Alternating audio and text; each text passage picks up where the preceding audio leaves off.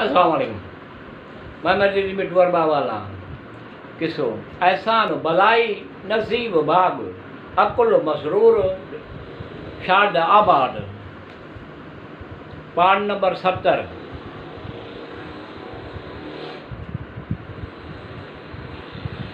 सिपारो 3 सूरत अल इमरान आयत 59 61। बेशक ईसा अलैहिस्सलाम जी पैदाइश जो मिसाल अल्लाह वटि आदम अलैहिस्सलाम जी पैदाइश वांगुरु आहे, जंहिंखे मिटीअ मां पैदा कयाई पोइ खेसि फरमायाई त थी त हिकदमि थी पियो।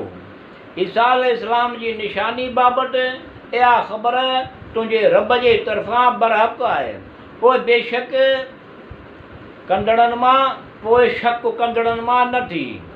पोइ वरी मुहम्मद सल्लल्लाहु अलैहि वसल्लम जेको शख़्स उन ईसा जे शान जे बारे में तोसां तकरार करे उन खां पोइ तो वटि इल्मु अची चुको त पोइ फरमाए त अचो सॼो पंहिंजनि पुटनि खे ऐं तव्हां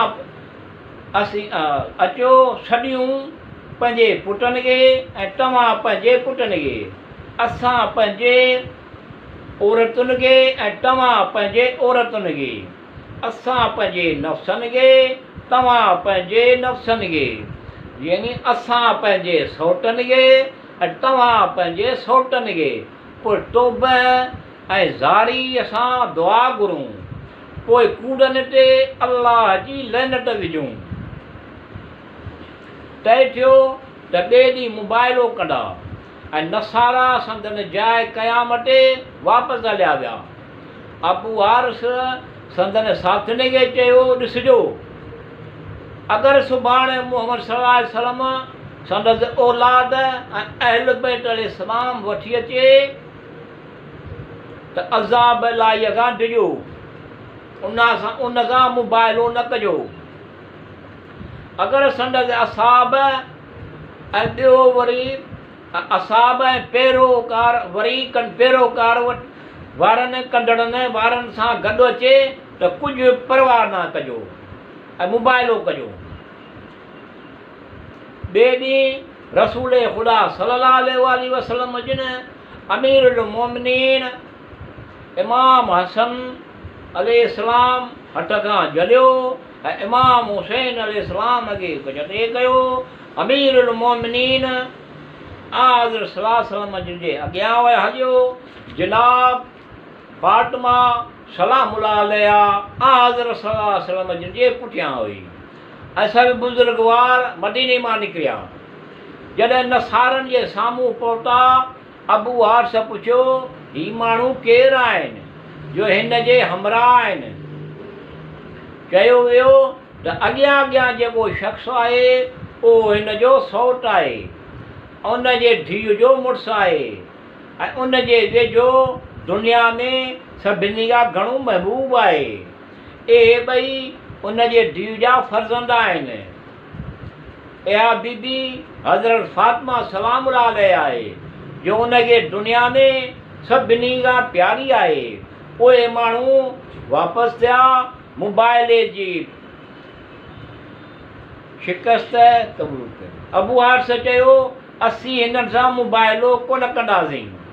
साल गुज़रण खां अॻु में ई रूए ज़मीन ते हिकु बि नसरानी कोन रहंदो।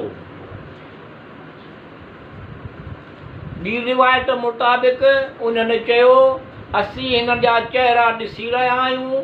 अगरि हीअ ख़ुदा खां दुआ घुरनि त जबल बि सदनि जाइ तां हटी वञनि, लिहाज़ा मोबाइलो न करियो न त मरी वञो।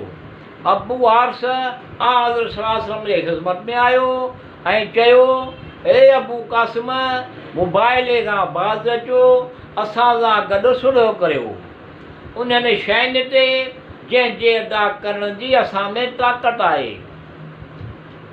हज़रत सल्लल्लाहु अलैहि वसल्लम जिन उन्हनि सां गॾु सुलह करे छॾियो। हर साल 2000 हुले, हर हुले जी क़ीमत 40 दरहम हूंदी। इहो त अगरि कंहिंसां जंग थींदी त 30 नेज़ा ऐं 30 घोड़ा आरियत ॾींदा हो। हज़रत सल्लल्लाहु अलैहि वसल्लम उन लाइ सुलहनामो लिखियो ऐं वापसि आयो ऐं फरमायो ए जे मुबाइलो कंदा त सभई बंदर ऐं सूअर थी वञंदा। सॼे ॿियो हक़ ताला अहले नजरान खे निस्तो नाबूद करे छॾे हा। आक़िब वापसि वियो त उन खां पोइ आयो हज़रत सल्लल्लाहु अलैहि वसल्लम जे ख़िदमत में मुस्लमान थियो।